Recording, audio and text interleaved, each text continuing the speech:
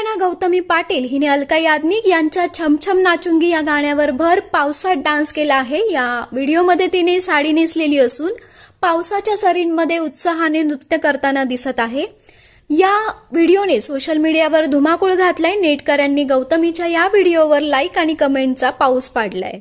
गौतमीच्या या नृत्याने तिच्या चाहत्यांना मंत्रमुग्ध केलं असून तिच्या नृत्यशैलीची प्रशंसा केली जात आहे। गौतमी पाटीलच्या नृत्यशैलीवर काही वेळा टीका झाली आहे, परंतु तिच्या मेहनतीने आणि प्रतिभेने ती महाराष्ट्रातील एक लोकप्रिय नृत्यांगना म्हणून ओळखली जाते।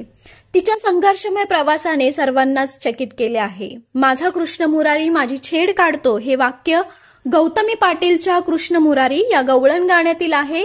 हे गाणं तिच्या पहिली गवळण असून यामध्ये तिने गोपिकेच्या भूमिकेत श्रीकृष्णाच्या लीलांचे वर्णन करताना दिसते।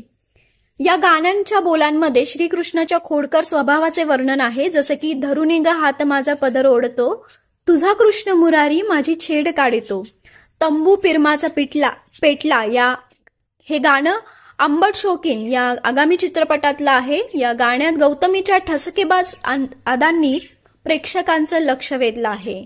बापाचा बाप येतोय हे गाणं सोशल मीडियावर चांगलंच व्हायरल झालं आहे। या गाण्यातील तिच्या लुक आणि नृत्य शैलीचा प्रेक्षकांनी प्रशंसा केली आहे। चंद्रावाणी रूप माझं नजरा लावू नका हे गाणं घुंगरू या आगामी चित्रपटातील असून या लावणीत गौतमीच्या दिलखेच अदांनी प्रेक्षकांना घायाळ केलं आहे। सरकार तुम्ही केलंय मार्केट जाम हे गाणंही तिच्या चाहत्यांमध्ये लोकप्रिय आहे। या गाण्यातील तिच्या नृत्यशैलीची प्रशंसा केली जात आहे। गौतमी पाटील ही महाराष्ट्रातील धुळे जिल्ह्यातील शिंदेखेडा गावाची रहिवासी आहे। तिचे बालपण कठीण परिस्थितीत गेले। वडिलांनी आई आणि तिला लहानपणीच सोडलं आणि आईच्या अपघातानंतर घराची जबाबदारी तिच्यावर आली।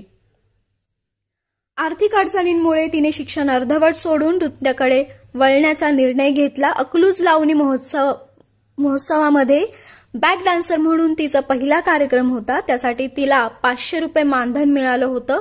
त्यानंतर तिने पुण्यातील महेंद्र बनसोडे यांच्या लावणी अकॅडमीमध्ये प्रशिक्षण घेतलं। गौतमीने अनेक कार्यक्रमांमध्ये सहभाग घेतला असून तिच्या नृत्य शैलीमुळे ती सोशल मीडियावर प्रसिद्ध झाली आहे। आज ती दरमहा 22 ते 25 कार्यक्रम करते आणि प्रत्येक कार्यक्रमासाठी सुमारे 2 लाख रुपये मानधन मिळवते।